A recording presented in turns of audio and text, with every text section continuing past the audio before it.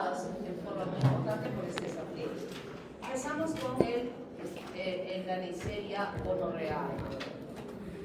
Y la bacteria utiliza los mecanismos que tiene o los elementos que tiene en su superficie para permitirle adherirse a la superficie de los epitelios, que normalmente en este caso va a ser la mucosa del tubo del aparato genital, tanto en varones como en mujeres. Este es el lugar de ingreso inicial para la infección por esta bacteria.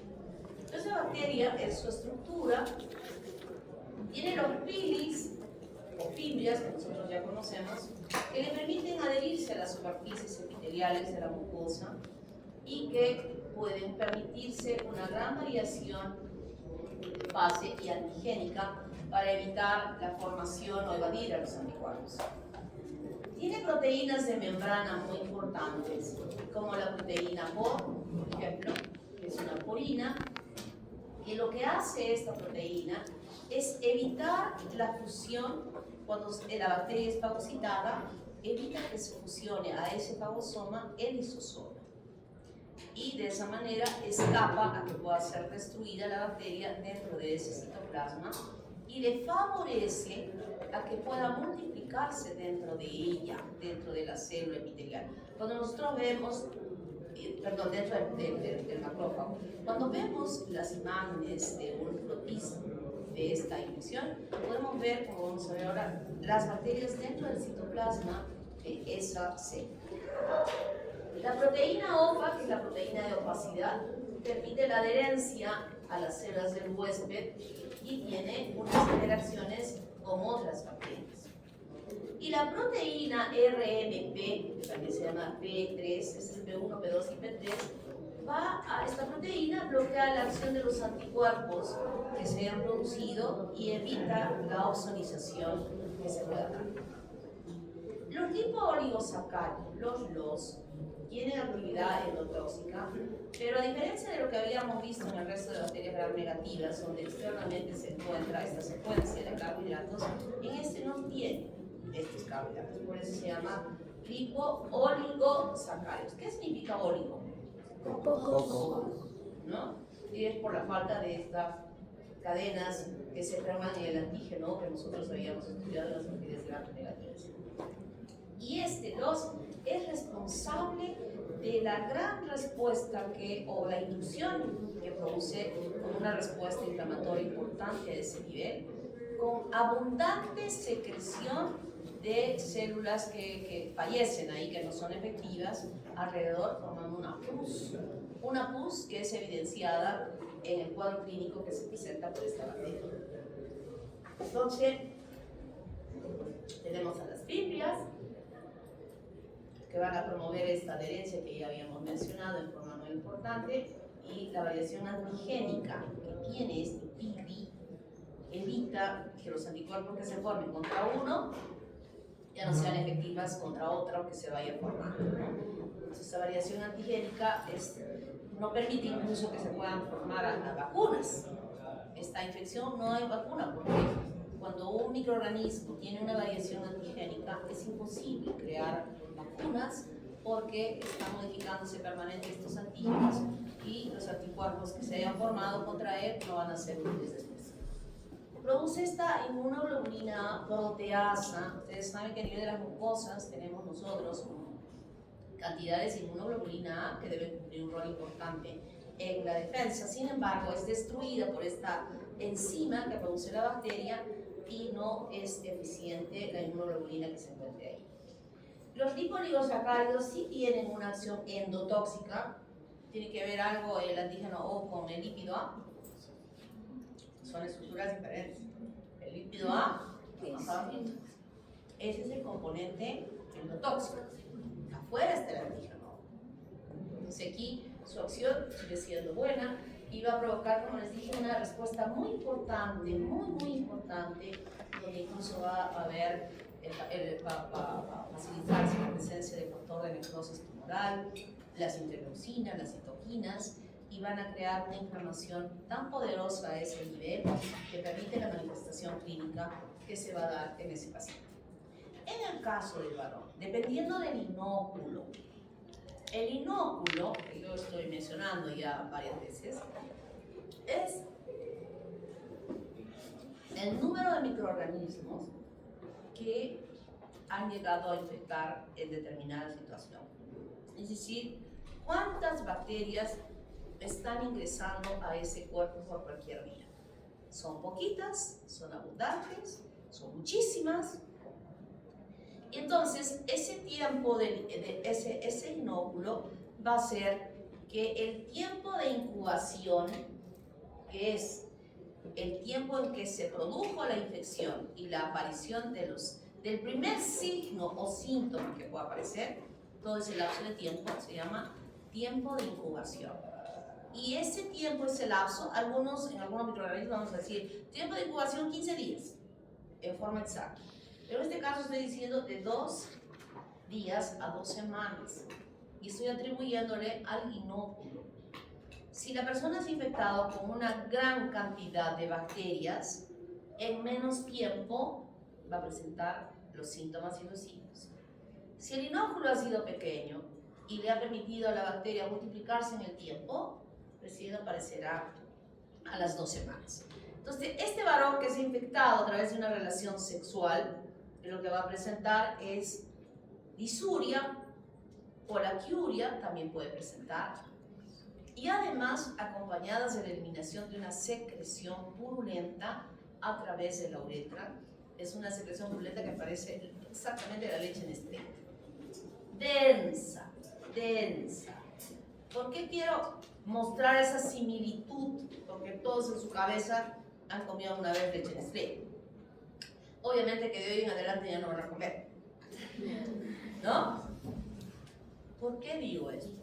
Porque este tipo de daño que se produce a nivel de la uretra en el varón por esta infección, nosotros le llamamos uretritis.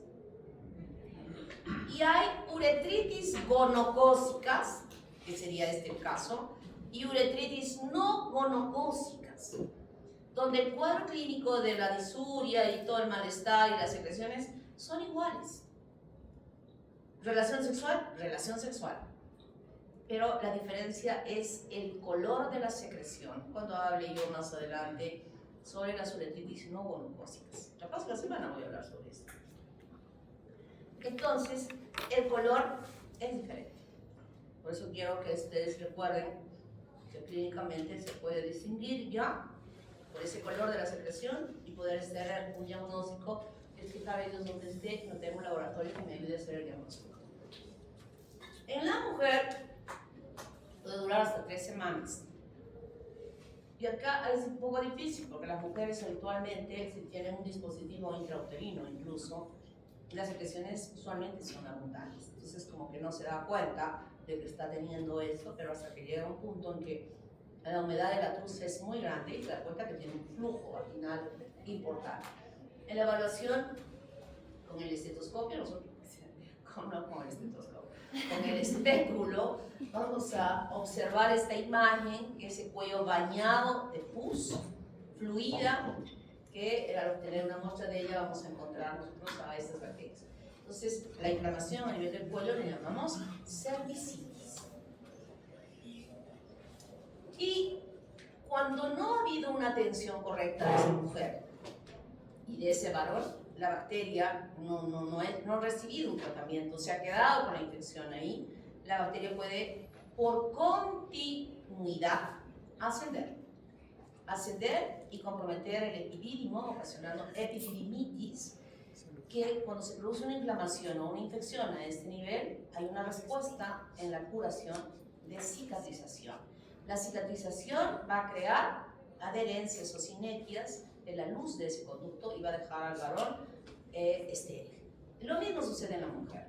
Esa bacteria que habíamos visto, ese fluido que cubre el cuello del útero, penetra a través del cuello del útero hacia la parte interior, va a ser una endometritis, se va a extender las trompas, salpingitis, y el proceso va a ser exactamente el mismo. Y la recuperación permita la adherencia y sinequias de esos conductos de la trompa, y el final va a ser también esterilidad. Pero algunas veces este daño de las trompas, salpingitis, se llama también enfermedad pélvica inflamatoria, EPI. Y estas EPIs no solo son producidas por esta bacteria, sino por muchas bacterias. Y cuando a partir de estos focos la bacteria, a través de una bacteriemia, puede complicar produciendo otro tipo de infecciones, como por ejemplo endocarditis. Miren, aquí hay otra endocarditis, otra bacteria que produce endocarditis, meningitis y ocasionalmente infección auricular.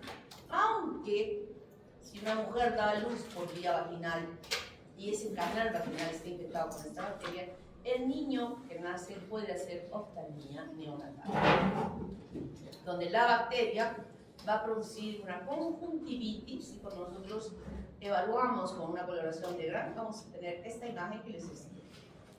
La bacteria ingresa dentro de la célula y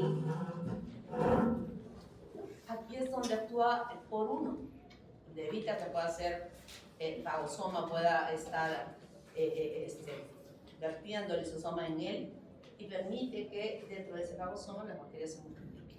Esta es una imagen precisa y clara de cómo se observa, así como estamos viendo acá. Lo mismo se puede ver en un frotis de la uretra del varón. Y por hábitos sexuales diferentes o especiales puede producirse también una faringitis gonocócica, donde aquí vemos un fluido de pus que baña las amígdalas y baña la superficie. Hacemos un Gram, vamos a encontrar exactamente lo mismo y no estaremos encontrando estreptococos, diplococos Gram positivos o estreptococos. Entonces, cuando hacemos el diagnóstico de este caballero que llega al consultorio, ya sea del médico general o del dermatólogo o del urólogo con esta molestia, le va a decir el antecedente importante. Me fui el 14 de agosto a la FIA y bebí y no me acordé, y etcétera, etcétera. Claro, 14, ¿qué fecha ahora? 27. No, ya, no ha ido recién, ha ido hace una semana, ¿no? Entonces el médico le dice, a ver, vas a hacer una expresión uretral. ¿En qué consiste la expresión uretral? Este es el pene, y ¿por dónde? Aquí están los testículos.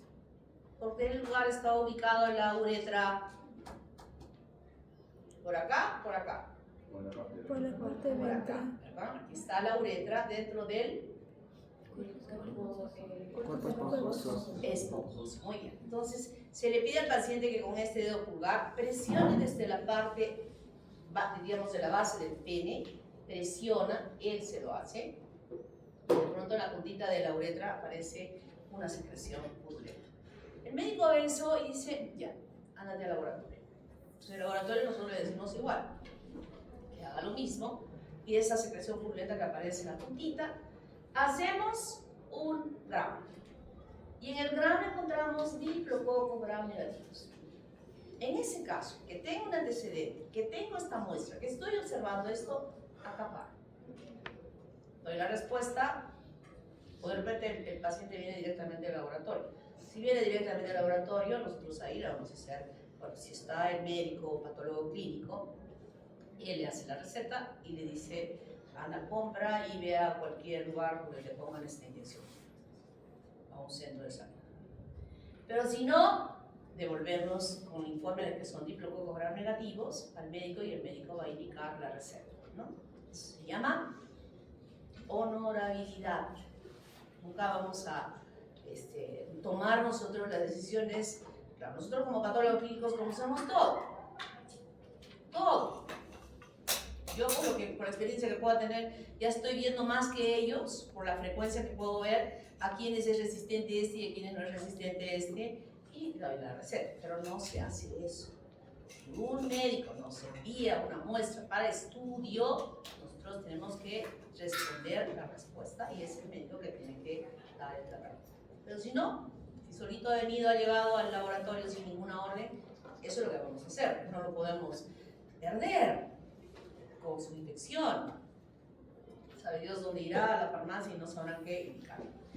Pero si es que yo tengo, por ejemplo, rectal en homosexuales, que también se puede producir. Ellos van a eliminar esta secreción con molestias a nivel del ano y que haremos un hisopado rectal para hacer el mismo procedimiento. O faringio también, ¿no? Si estas muestras. Pero si es que es otra muestra que había dicho yo que podía ser meningitis o endocarditis, etc., y no sabemos qué está pasando, tenemos que recurrir a los cultivos de Thayer Martin o el agar chocolate, que se emplea lo mismo. Hacemos las pruebas, cotoxidasa hemos visto positiva en Neisseria meningitis, igualmente aquí es positivo y hacemos otro tipo de pruebas para hacer ya diagnósticos más definitivos. Pero cuando vemos ya simplemente esta posibilidad de infección genital, acá quedamos. No necesitamos hacer más, tenemos un antecedente muy bueno. Y ¿qué vamos a, lo útil, así, una sola, de 1 gramo, con aguja número 20, para que le duela cuando le plantemos ahí en la nalga, y siquiera el dolor de lo que le hemos pinchado le hará reflexionar y tener cuidado en el futuro para que no se vuelva a infectar. Hemos visto que tiene un componente antigénico importante que pueda volver y volver y volver a reinfectarse. Cuantas más veces él cometa un error en no protegerse, va a tener ese paciente. Por si no quiere la inyección, podemos dar una cefixima o una ciprofloxacina. Están habiendo múltiples resistencias, pero hasta ahora está muy buena esta. Y se pueden usar también otro tipo de drogas si es que hay algún problema de reacciones alérgicas.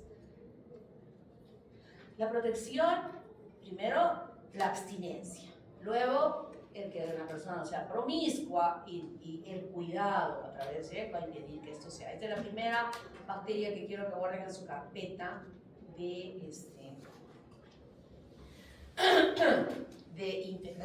responsabilidad social, que vamos a hablar. Vayan colocando esta bacteria, noting, porque vamos a presentar todas las bacterias que van a estar implicadas en el desarrollo de las infecciones de transmisión sexual y que les vamos a enseñar nosotros a los chiquitos. Preguntas sobre gonococo. ¿Alguna? Ninguna. Neisseria meningitis. Igualmente es un diplococo gram negativo. Esta es una coloración con azul de metileno. Y esta es una coloración con gram, que es igual, o sea, la morfología no varía, son dos coquitos ahí que se están mirando, que parecen granos de café, que la parte plana está mirando a la otra del otro lado y tienen esta forma. En cambio, el Streptococcus pneumoniae tiene una forma lanceolada, ¿no? En cambio, este es así, redondita. Y el laboratorio nos va a ayudar en el diagnóstico y que nos muestra características especiales. Es aerobio estricto, crece esta temperatura y como pruebas bioquímicas que la hemos hecho en la práctica, es oxidasa positivas, pero nos hemos quedado ya allí, ya no lo hemos estudiado más. Esto es importante que lo aprendamos, aunque gracias a Dios está en el programa de la vacunación y como está en el programa de la vacunación, ya las posibilidades de que se pueda desarrollar han bajado enormemente la incidencia en nuestro país. ¿Cuál es la diferencia con el gonococo? Que esta bacteria tiene cápsula. Tiene cápsula. Y esta cápsula importante, ya sabemos cuál es su función, está constituida de polisacáridos que ha permitido la secuencia de estos polisacáridos determinar varios serogrupos. Y de ellos, en forma importante, está el A, el B, el C, el W135, el Y. ¿Por qué? Porque estos están implicados en la mayor frecuencia de desarrollar meningitis. Aquí es importante indicar lo siguiente. Ya he dicho meningitis por estreptococo, he dicho meningitis por estafilococo, meningitis, ¿verdad? Pero cuando una persona tiene meningitis por otro tipo de bacterias, excepto esta, puede no llegar a infectarse con la atención que nosotros podamos brindar a esa persona. En cambio, en este caso, es diferente, porque justamente los que yo he nombrado han sido identificados con mayor frecuencia, implicados en el desarrollo de meningitis epidémicas. ¿Qué significa eso? Que se presentan no como un caso, sino como múltiples casos. donde en las cárceles, en los internados, en los jardines, en las escuelas, donde esta bacteria inicialmente ingresa por la vía nasofaríngea, se desarrolla el cuadro clínico a este nivel y cuando está multiplicándose aquí es que podemos, al hablar, al toser, al estornudar, estar eliminando las bacterias en el entorno. Y como estos lugares donde yo he dicho, yo podría decir incluso aquí en la universidad, donde ustedes están en las clases teóricas, en las clases prácticas, están muy cercanos unos a otros, que podrían fácilmente infectarse. Entonces, cuando se produce una infección por una meningitis por esta bacteria, no es el único caso, se va a ir extendiendo entre las personas que estuvieron cerca a esta persona. Es la importancia de esta Neisseria meningitis implicada epidemiológicamente en el desarrollo de meningitis epidémicas, o sea, en un número mayor. También tiene su membrana externa que contiene todos los elementos que nosotros ya hemos mencionado y hemos visto, y aquí permite la diferenciación en serotipos. Tiene sus lipopolisacáridos normales, no como en el otro caso que eran oligosacáridos, y actúan eficientemente en este rol de endotoxina. Pues tenemos los polisacáridos de la cápsula importantísimos, ya sabemos para qué sirve la cápsula. Las fibrias que le van a ayudar a adherirse inicialmente en este epitelio nasofaríngeo, la mucosa de este nivel. Las proteínas OMS que van a permitir, están en la membrana, que permiten una variación antigénica y pueden evadir a los anticuerpos específicos, pero cuando ya conocemos bien a los componentes que habíamos visto de esa cápsula, sí es eficiente la vacuna y sí es eficiente para proteger.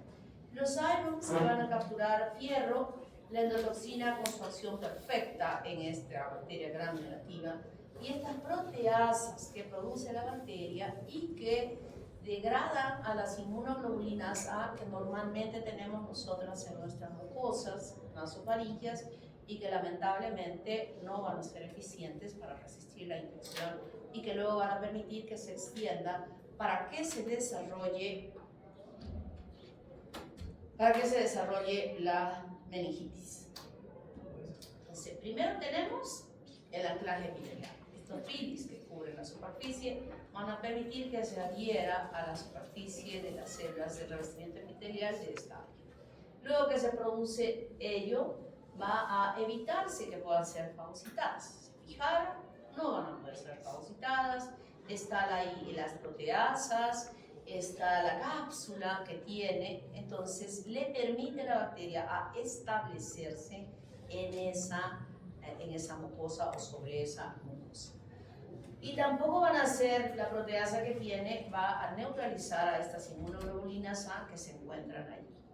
Entonces el siguiente paso, luego que se ha producido esta infección y colonización a ese nivel, lo que va a hacer es que, dependiendo, ya dije, del inóculo, se presente este tiempo de incubación. Importante aquí en la nasofaringe. Este es el momento crítico en el cual se va a producir la transmisión de la infección de la persona infectada con el entorno.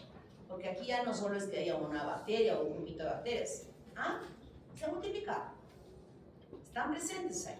Entonces ya tienen toda la capacidad de poder infectar a otro huésped. Entonces esta infección nasofaringea que se va desarrollando a ese nivel es benigna, parece un resfriado. No es que tenga fiebre, ni le duela, ni nada, simplemente hay mayor secreción, que como está desarrollándose en la nariz, incluso pueda estar estimulando que haya estornudos, y las personas llegan infectadas, llegan a infectar en el entorno. Luego que ha sucedido esto, la bacteria, a través de los mecanismos que nosotros ya conocemos, por contigüidad, va a llegar hasta la apéndice, el recubrimiento del cerebro por estas membranas importantes, y entonces empieza la primera manifestación clínica, ya importante, ya seria, que es fiebre y cefalea. Entonces, lo primero que va a presentar el paciente, un paciente que tiene fiebre y que dice que le duele la cabeza, Y entonces nosotros en el interrogatorio anamnésico le vamos a preguntar, señor, ¿alguna vez le duele la cabeza? Sí, soy migrañosa. Y este dolor que usted está sintiendo en este momento, ¿es igual a como le duele la migraña? No. Nunca, esta es la respuesta bien clásica del paciente, cuando todavía estamos en la primera etapa y comunicándonos y está llegando a ser atendido en un hospital o en una clínica. Porque a veces es muy difícil que con solo fiebre y dolor de cabeza ya vayan a una clínica. La primera persona que va a atender ahí en la casa, ¿quién va a ser? Mamá. La mamá. ¿Qué le va a dar la mamá para la fiebre y el dolor de cabeza? Paracetamol. Panadol, paracetamol, eso le va a dar, ¿verdad? Pero el paracetamol no le hace ni cosquillas a ese dolor. Nada, no le pasa nada. O sea, le podrá bajar la fiebre un poco, pero el dolor de cabeza no se va a quitar. Entonces, cuando nosotros preguntamos en el hospital, señor o señorita o señora, ¿este dolor lo ha sentido alguna vez? Y el paciente, esta es la respuesta del paciente, ¿eh? Para que ustedes se les abra su disco duro y su IA se aperturó. Nunca he sentido este dolor de cabeza. Siento que se me va a abrir la cabeza. Miren la respuesta. Cuando un paciente dice esto y tiene fiebre, no estoy hablando que no tenga fiebre, tiene fiebre, ya nuestro razonamiento va a decir no, esto es otra cosa. Esto no es un simple... Puede haber, por ejemplo, cuando hablemos de la salmonella typhi, produce fiebre y dolor de cabeza. Pero ese dolor de cabeza es incomparable con este que el paciente refiere de que le duele. ¿Está claro? Entonces, esta es una parte importantísima para que yo con esa información ya empiece a pensar, a sospechar. Es muy importante. Esto que estoy hablando, ojo, no solamente es en este caso. Estoy hablando ya sobre meningitis, que el cuadro clínico es igual para todas las bacterias que ocasionen una meningitis. El cuadro clínico es igual. Tiene unas diferencias que nos vamos a aprovechar para poder hacer un diagnóstico que pueda ser esta bacteria. Pero en general, todos los cuadros clínicos, o mejor dicho, el cuadro clínico que se produce en la meningitis es igual para cualquier agente que lo ocasione. No hay diferencia. La diferencia es el agente. ¿Quién es? Y tenemos que descubrir quién es ese agente. Entonces, ya vienen después los siguientes signos y síntomas importantes que se van a empezar a dar. Los signos iniciales, hemos dicho, dolor y fiebre. Luego van a venir vómitos explosivos. Cuando uno vomita, ¿qué siente primero? Náuseas. Aquí no hay náuseas. El paciente no siente náuseas. Está conversando y de pronto, ¡pluc!, le sale el vómito. Vómitos explosivos. Luego, ¿qué va a sentir? Convulsiones. Y acá, una convulsión, nosotros siempre pensamos que la convulsión es movimiento de cabeza, que está como cuando tiene epilepsia y así. No. En los niños, las convulsiones pueden ser algo como simplemente abrir y cerrar los ojitos, mover un dedito, mover los piecitos. Obviamente, ya una persona adulta puede ser que sea un movimiento que veamos que su cabeza se mueve o algo. No esperemos como convulsión, lo que tal vez alguna vez han visto, una convulsión tónico-clónica que se da en la epilepsia, por si acaso. ¿Ya? No es igual, pero ya hay convulsiones. Luego, rigidez en nuca. Ustedes agarran su mano con su cabeza aquí y hacen esto. Doblen a ver su cabeza, su mano. ¿Pueden doblar sobre su pecho? Sí, ¿verdad? Duele. A mí me está doliendo el cuello. Voy a hacer ejercicios. Pero si yo hago a un paciente que estoy ya observando esto, le hago este examen, miren, está echadito en la cama. Lo que voy a hacer al poner la mano y tratar de esto, no voy a hacer eso, está echado. El paciente va a levantarse así, como que tuviera una tabla que va desde la cabeza hasta la columna. O sea, no le permite flexionar la cabeza y eso es rigidez de nuca. Claro, yo estoy haciendo ya algo exagerado, ¿no? Así. Pero eso puede ser sencillito. Tengo que agudizar mi sensibilidad de que esto hay algo, o sea, algo que está frenando esa flexión al principio. Yo quiero que ustedes agudicen su sensibilidad para hacer un diagnóstico al principio de esta patología. El que nosotros hagamos el diagnóstico al principio, cuando por ejemplo solo tiene la fiebre y la cefalea, cuando por ejemplo haya vomitado una vez y agudizar ello y decir, yo creo que esta es una meningitis, debo hacer el procedimiento y no dejarlo. ¿Por qué?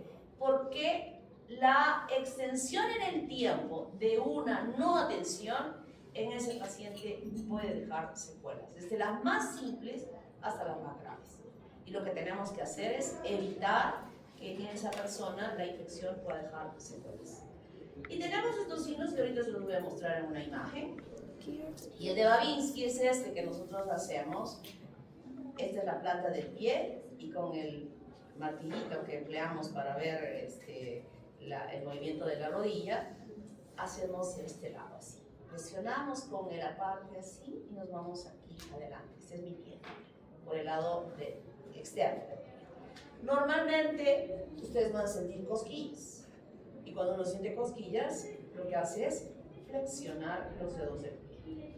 Pero cuando se hace esto en un paciente, es el signo de Babinski, se hiperextiende el pie y nosotros vamos a ver incluso que los dedos se abren. Este es el signo de Babinski positivo. Entonces, ¿qué es lo que vemos en general? Fiebre, escalofríos, dolor de cabeza, rigidez del cuello, aversión a la luz, vómitos. Aquí estamos viendo que hay alteraciones del sensorio. Ya no está totalmente lúcido y obviamente cuando pasa más del tiempo ya incluso puede estar en coma. Dolores articulares. Y estos signos meningios que he dicho, Babinski ha replicado, y el de Kearney es que siente un dolor severo cuando no permite que se pueda extender la pierna. O sea, se dobla. Y en este caso, cuando queremos levantar la cabeza y el paciente está inicialmente con las piernas estiradas, las flexiones. Son los dos signos más el otro, los tres signos.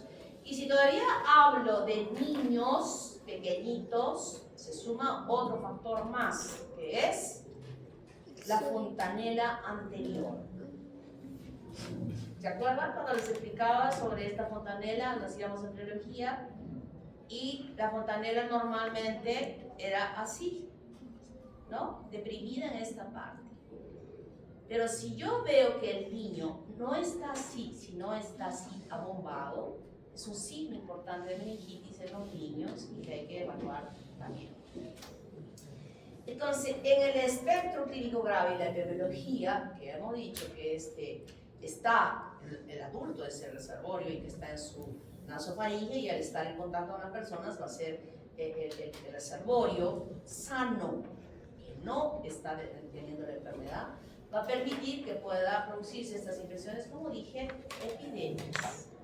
Meningitis epidémica, porque no solo es uno que se va a producir. ¿Y qué vamos a ver?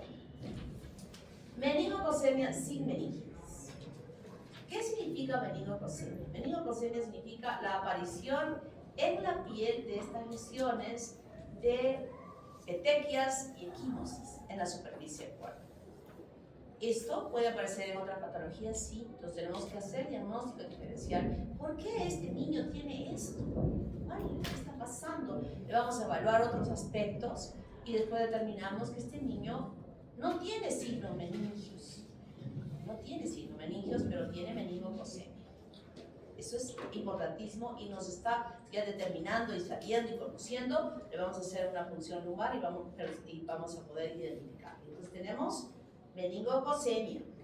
Podemos tener una meningitis purulenta. Miren cómo se pone hiperémica el cerebro y esto es pus. Esto ya obviamente es un cadáver que se ha obtenido la muestra. Y entonces no tener meningococcemia y comportarse exactamente igual como cualquier otra meningitis producida por cualquier bacteria, donde el cuadro clínico va a ser similar y no hay esto. O sea que podemos confundirnos en pensar que no estamos frente a una bacteria como esta. Y el síndrome de Waterhouse-Friderichsen, supongo que se pronuncia así, porque esto es alemán, además adiciona algo muy grave, que es la falla de la glándula suprarrenal, se produce una hemorragia de la glándula suprarrenal, y esto es sumamente grave. Entonces, como elemento importante que podríamos tener en este caso, es que aparezcan estas lesiones que no aparecen en las meningitis de otro tipo de microorganismos. El tratamiento antimicrobiano, importante, miren esta parte de mi cuadrito. Dice 100 miligramos por kilogramo vía endovenosa cada 6 horas. ¿Qué significa esto? Que nosotros en los niños menores de 10 años, y a veces de 12 años, lo que tenemos que hacer es pesar al niño. ¿Cuánto pesa ese niño? Y de acuerdo a ese peso, yo voy a sacar cuánto necesita de esta medicación en un día. Y ese valor total lo voy a dividir en 4, porque se aplica cada 6 horas. Entonces, cada 6 horas voy a poner esa cuarta dosis que yo he obtenido de este contenido que sé de acuerdo al peso que tiene. Diferente al adulto. En los adultos no le pesamos, salvo, por ejemplo, en el caso del uso de la gentamicina en un paciente que pueda tener una insuficiencia renal, donde sabemos que la gentamicina es nefrotóxica y que no podemos utilizarla abiertamente. En ese caso, sí vamos a empezar y administrar con mucho cuidado, porque de pronto ustedes se dirán, ¿y para qué vamos a usar la gentamicina si ese paciente está mal con el riñón? Usemos otra cosa. Pero a veces no hay otra cosa. Porque es resistente a todo, solo gentamicina nos ha salido que es sensible. Y tenemos que salvarle la vida al paciente.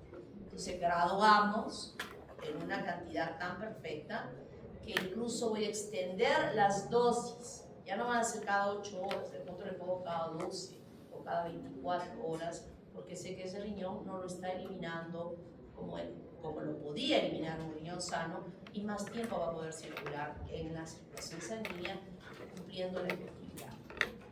Habrán situaciones que en el adulto tengan que empezar, pero usualmente no. Entonces usamos ampicilina, cefotaxima, ceftriaxona, penicilina G, siempre viendo si tiene o no tiene sensibilidad o es alérgica a esta persona, trimethoprim, sulfametoxazol, y al final vancomicina. Siempre guardarnos a la vancomicina. Ojo, quiero decir lo siguiente, que definitivamente el que yo use ampicilina tengo que ir evaluando, como el antibiograma. El antibiograma va a decir, de pronto sí, esa bacteria es súper sensible a ampicilina. Excelente. No tengo que usar nada de esto si está respondiendo muy bien la bacteria a ese antimicrobiano. O sea, no piensen que de pronto a las que yo digo de primera línea, la bacteria no le va a hacer nada. No. Puede ser que esa bacteria sí sea sensible a esa bacteria, a ese antimicrobiano que es, digamos, que está en primera línea. Eso es lo que tenemos que buscar. Y la única forma de dar esta respuesta es a través del antibiograma. Si no, no vamos a poder hacerlo bien. Claro, si no tengo la posibilidad de eso, por ejemplo, si estoy en el pueblito ahí y encuentro un caso así, obviamente yo les digo, no voy a empezar con esto. Tengo que asegurarme dónde estoy. Le voy a dar esto. Ceftriaxona. Y luego que le he dado ceftriaxona, estoy ahí en el pueblo, ustedes no van a poder tratar a ese paciente ahí. Tienen que derivar. Tienen que lo más prontamente derivarlo, pero ya protegido con la medicación. Y entonces en las estrategias del diagnóstico, ya he dicho, solo la Neisseria meningitis produce meningitis. No. Ya hemos visto que estafilococo puede producir meningitis, streptococo puede producir meningitis, el piógenes, el neumoniae puede producir meningitis, ¿no? puede producir también otro tipo de bacterias dentro de ese grupo. Pero en este caso, estamos hablando de esta bacteria. Entonces, lo primero que vamos a hacer, como vuelvo a ratificar, lo ideal es que con los primeros síntomas yo esté sospechando de una infección por esta bacteria. Con los primeros síntomas. ¿Cuáles son? Dolor de cabeza y fiebre alta. Exacto, ¿no? Y un vómito ahí explosivo. ¿Cómo fue el vómito? La señora va a decir, de pronto, ¡plum!, se me salió. Ya está. O sea, un solo vómito y ya estoy armando en mi cabeza con esos 3 elementos. Yo tengo que hacer el diagnóstico. Allí. No voy a decir, no, voy a esperar, observaré unas horitas a ver hasta que... Y no le pareció claro ni Lusinski ni nada. Y de pronto sí puedo evaluar, pero la finura de mi conocimiento y mi aprendizaje me pueden ir permitiendo que esto un poquito le he sentido y algo durito. No lo he levantado, pero algo he sentido. Mi experiencia me permite eso. Entonces ya voy afirmando más mi diagnóstico. Siguiente paso, ¿qué hago para el diagnóstico?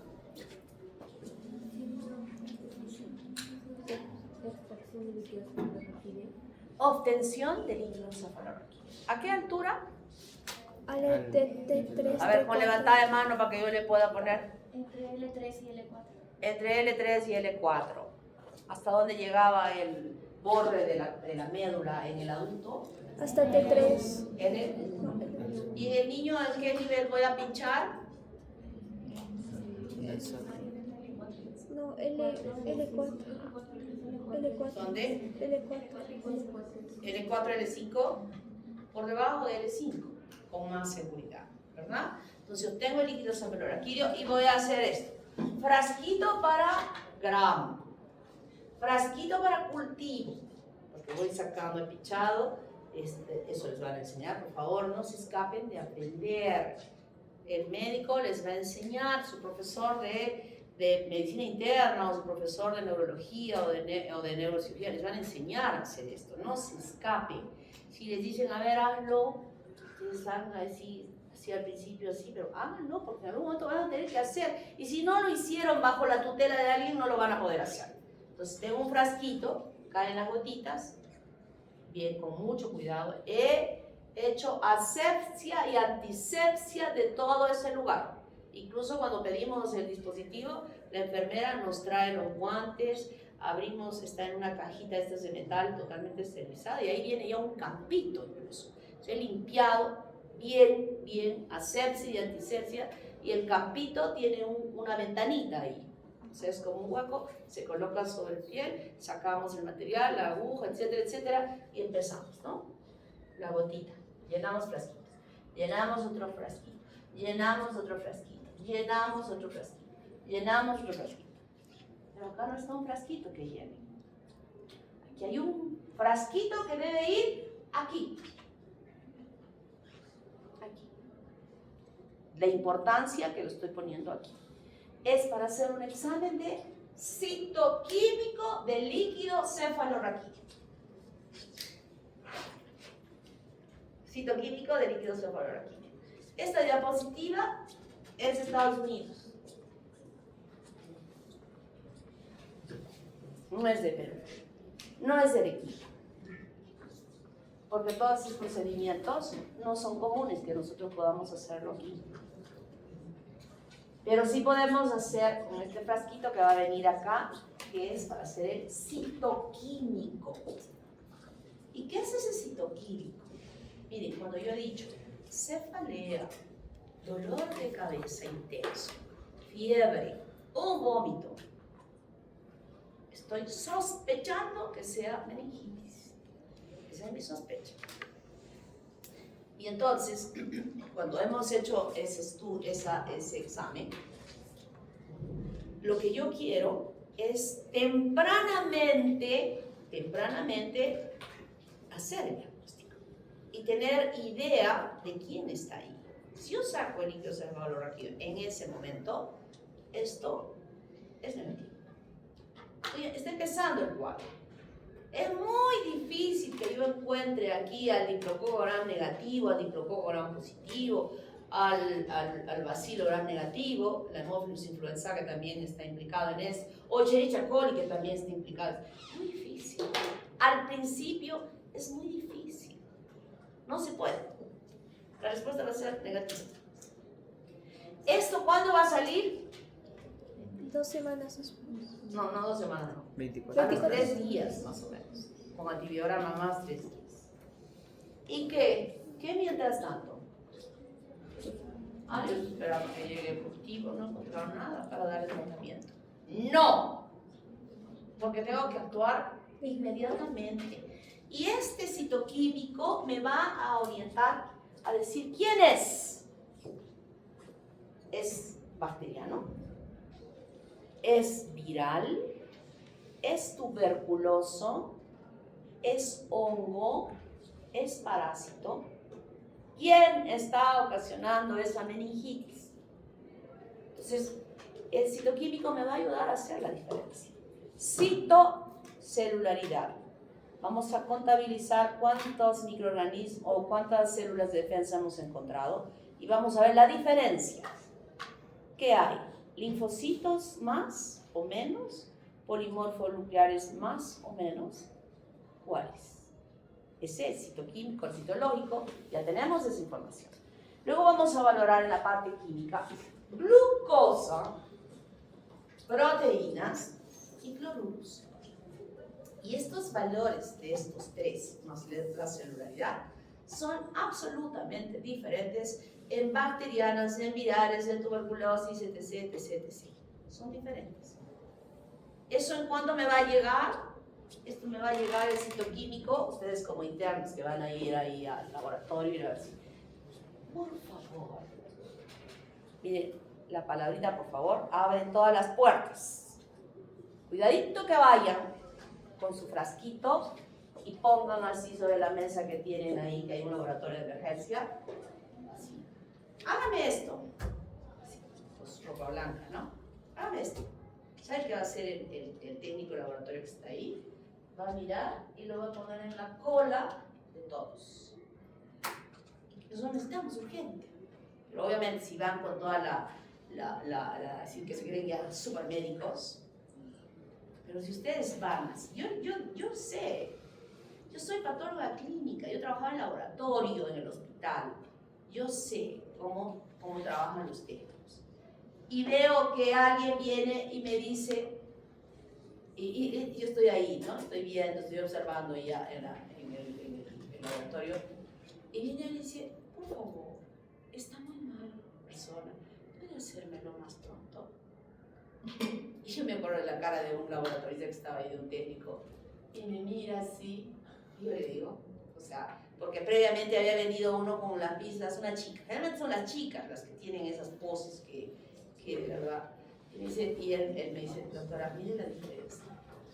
Sí, sí, inmediatamente lo hace. Y dice, regresa en 10 minutos, que es lo que voy a demorar en hacer. ¿Se dan cuenta? La palabrita, por favor, no denigra a nadie. No hace que seamos menos. Nos hace grandes. Y después cuando les entreguen, ¿qué van a decir? Muchas gracias. Gracias. ¿Está claro? Así se trabaja en el hospital. Saludando desde al portero, saludando al señor del ascensor, saludando a la técnica, a la enfermera, a todos. Están en un proceso de aprendizaje donde todo el mundo que está ahí les van a servir, les van a ayudar. Pero si van con poses, que suelo ver esas poses, de acá ya las estoy viendo algunas veces, está mal.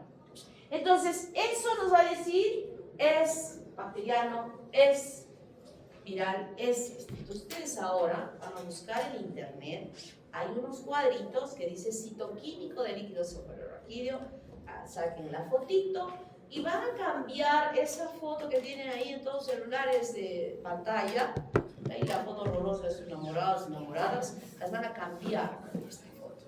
Y van a ver sostenidamente todo este tiempo e ir aprendiéndose de memoria. Ahora estamos hablando de estas bacterias, que van a ser comunes. Esto no me ayuda a mí a decir que sea estreptococo o Neisseria, no, pero me dice que es una bacteria. Entonces me orienta a que yo inicie un tratamiento antibacteriano De inmediato. Empírico. Empírico. De gran Negativo. de gran espectro, Ah, porque no sabemos quién es, no sabemos si es gran negativo o gran positivo, pero ya estoy empezando a tratar desde el principio, que lo voy a corregir cuando salga a los 3 días. Pero yo no puedo permitir ni una hora más que esa persona esté sin tratamiento antimicrobiano por las secuelas que pueda dejar esa infección o que mate a la persona. ¿Está claro? Muy bien, entonces vamos a hablar ahora. ¿Alguna pregunta? Doctor, una pregunta. Si la bacteria necesita hierro para sobrevivir, ¿habría relación con una posible anemia? Cuando las infecciones son largas, cuando son procesos un poco largos, hay la posibilidad que la hemoglobina baje. Pero cuando son cortos, no es evidente, ¿no? Pero cuando hay infecciones largas, sí. Hay procesos largos que no se pueden resolver y el paciente empieza a perder hemoglobina cuando tienen siderófilos para capturar el hierro. ¿Alguna otra pregunta? ¿Está claro? ¿Han entendido? Muy bien. Esto sí, yo nunca quiero que aprendan de memoria, pero este cuadrito sí quiero que se lo aprendan de memoria. Ahora no les va a ser muy difícil cuando yo les ponga en el caso clínico de meningitis en el examen, y que yo voy a poner los valores de líquidos cefalorraquídeos son estos. De hecho, que todo lo que vamos a estudiar en esta primera fase son bacterias, ¿no? Pero obviamente voy a poner otro dato, pero cuando hagamos ya en la segunda fase, voy a tener bacterias, virus y tuberculosis. Y ahí sí voy a poner solo eso y voy a indicar cuál es la bacteria implicada, o voy a decir cuál es el agente patogenicidad más importante del microorganismo que está ocasionando este cuadro clínico. ¿De dónde van a sacar la información ustedes para saber quién es? Del citoquímico, que lo han debido aprender y que van a interpretar frente a eso que ustedes van a ver en el hospital. El resultado de ese citoquímico ustedes van a leer como internos y le van a entregar al R1. Y el R1 les va a decir, ¿y qué piensas? ¿Qué te parece? Ay, doctor, no sé, nunca he visto esto. Jamás me han hablado de esto. ¿Qué es este examen? Yo no he visto. ¿Así le van a WhatsApp? Y el residente va a decir, yo no sé, pero en mis tiempos, el residente obviamente no tiene la responsabilidad de calificar a mi interno. Ese no es su, hay un responsable. Pero en mis tiempos, todos los internos entramos en una sala, o sea, de 3 en 3, o de 1 en 1 me parece que entramos cuando entramos a... Y el médico jefe, decía, estaban todos los residentes, R1, R2, todos los asistentes. A ver, ¿cuál nota vamos a poner al interno? Y empezaba.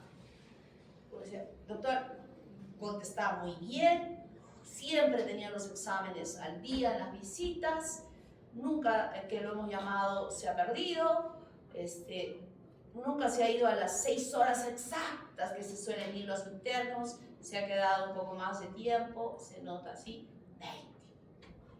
Doctor, esta interna llega tarde, después del asistente, los exámenes no están en la historia clínica, nunca contesta lo que se le pregunta, está jalado.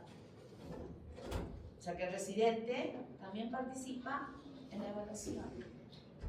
A veces ni siquiera el que califica está siempre con los internos. Entonces, ¿de qué va a calificar? Por eso él obtiene información del equipo de los que están ahí. Así es que, cuidadito, ¿ah? Cuidadito. Ustedes van a estar, y yo estoy segura que cuando hagan internado van a tener un sellazo acá que diga Católica, San Pablo, todos van a tener un sello. Yo creo que los que van a estar en el hospital van a pedir que cada uno un poco más se ponga acá en la frente un sello que dure ahí, ¿no? ¿De quién es? Ustedes van a estar con todos ellos, ¿o no? Sí, por favor, se los imploro, estudien, que me digan, oye, ¿qué? Esos internos de la Católica, buenazos, saben, son muy sensibles, muy educados, saludan a todo el mundo, están colaborando, responden bien. ¿En serio? Sí, qué bueno, qué felicidad. Para mí es felicidad, a que me digan que son malcriados, respondones. Uno que me llamó el otro día por teléfono de Goyeneche, doctora, la ley dice que solo son 6 horas, ¿por qué no tenemos que quedarnos 1 hora más? Oye, le digo, es tu año donde tú puedes cometer errores y no ser sancionado. Es tu año que hay alguien detrás tuyo para que aprendas. Y quieres quedarte 6 horas. Pero dice la ley, ¿cómo te llamas? No me quiso decir su nombre. Yo quería saber para pasar la voz de su nombre entre todos los profesores porque lo jalen en su tesis. Terrible son. Ojalá que nunca escuche que ustedes estén quejando de las horas que tienen que estar en el hospital. Moracela Catarrals. Este es un tipo poco gram negativo también, que se encuentra normalmente como parte de la flora normal del tracto respiratorio alto. O sea que si alguien ha encontrado en su sarno dental un diplococo gram negativo y no ha querido decir a su profesor de vergüenza, de miedo, porque ya sabe que la gonorrea es diplococo gram negativo, tranquilo. Creo que les conté, ¿no?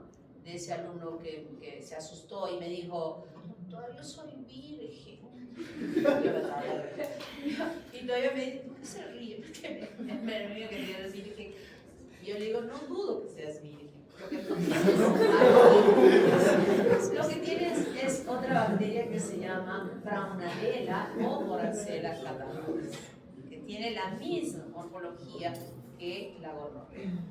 Y tiene igual sus proteínas de membrana externa, un pili que le permite adherirse y un lipopolisacárido. Estoy diciendo, es una bacteria que normalmente se encuentra en nuestra flora normal bacteriana, pero puede desarrollar infecciones. Aquellas bacterias que son patógenas en realidad, pero que no usualmente ocasionan enfermedades. Pero si hay algún factor de ese sistema inmunológico, de ese huésped, si tiene alguna enfermedad de fondo, si hay una situación y produce una enfermedad, le llamamos bacterias oportunistas o infecciones oportunistas. Y vamos a estudiar como ellas varias, que normalmente con un sistema bueno de defensa, con una mucosa intacta, estoy hablando de que esta es su ubicación usual habitual, produce una infección, entonces puede desarrollar infecciones oportunistas. Y acá desarrollar ya una enfermedad que algunas veces incluso puede cursar con un cuadro bastante agresivo. Entonces es integrante de esta área que acabo de mencionar, tiene sus proteínas de membrana externa, muy importante para que se puedan anclar sobre la superficie y escapen a la respuesta inmune. Tiene pilis y filias, bueno, es lo mismo, que van a permitirle la adherencia y la colonización posterior en el área de esta mucosa, y tiene lipo-oligosacáridos. No tiene polisacáridos, tiene lipo-oligosacáridos, y también esta endotoxina que va a cumplir igual la función, que cuando se desarrolla la infección va a tener efectos endotóxicos importantes. Entonces, ¿qué puede producir como oportunista? Puede producir sinusitis, otitis, laringitis, traqueitis. Y cuando la bacteria se ha multiplicado en estos lugares, ocasionando infecciones locales a este nivel, puede llegar a la circulación sanguínea y ocasionar infecciones graves, sepsis, endocarditis, meningitis, o extenderse por continuidad a vías más bajas, provocando incluso neumonía. Y lo más triste es que a veces tiene hay que utilizar drogas que son muy fuertes porque se ha observado que en los estudios laboratoriales tienen resistencia a antimicrobianos. Entonces hay que atacarlos no desde un principio con algo, si es que quiero hacer un tratamiento empírico, con algo muy sencillo. Tengo que atacarlo ya con drogas un poco más fuertes porque conocemos de su comportamiento. Entonces, es una bacteria oportunista que puede desencadenar infecciones en toda la parte superior, respiratoria alta, o también extenderse a una septicemia. Entonces, ¿cómo tenemos esta matriz de diagnóstico entre estas tres? A nivel de la característica que tenemos, la morfología son como granitos de café, ¿no? Vistas en el grano. Esa es la morfología de la bacteria. Y aquí podemos ver la meningitis, además de ver el granito de café, que están rodeadas de una cápsula, que se puede colorear la cápsula. Esta es una flora oportunista. Es inmóvil, aeróbica, tiene subfilis. Focos clínicos, la parte urogenital, en el varón y en la mujer y en el homosexual. Enfermedad pélvica inflamatoria, oftalmia neonatal. Y puede extenderse, como he dicho, incluso hasta producir artritis gonocócica. En el caso de la meningitis, urogenital no, acá hay un error. No, aquí hay un error, se equivocaron. El foco es nasofaríngeo, es la forma de transmisión. Y puede producir una meningitis o una meningococcemia y el síndrome de Waterhouse-Friderichsen. En este caso, ¿cuándo hablaremos de este síndrome? ¿Cuándo? ¿Cuándo se produce el síndrome? Cuando se suma a la meningitis que se está desarrollando una necrosis o una hemorragia en la glándula suprarrenal. Y eso ya tiene otras consecuencias, que esa glándula no funciona. ¿A dónde nos vamos a remontar ahora? A la histología. A saber qué tiene esa glándula suprarrenal y qué repercusiones podría tener en ese cuadro clínico. El catarralis, otitis, bronconomía, sinusitis. Tratamiento: penicilina más probenecid, macróleos o... ¿Cuál fue mi tratamiento más bueno? Ceftriaxona. Meningitis, cefalosporinas de tercera generación y penicilina. Y aquí cefalosporinas proquinolonas para hacer este tratamiento de esta infección. Entonces, hay que pensar que algunas, no solo en esta, sino muchas veces, hay posibilidad de que pueda producirse una infección oportunista por esta moraxella catarralis, cuyo hábitat normal es el tracto respiratorio alto. Voy a llamar asistencia.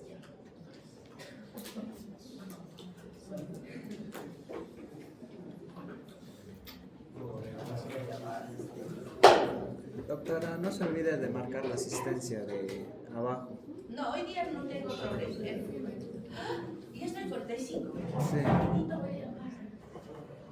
Gracias, y por compadecerte de esta señora que ya está muy enamorada de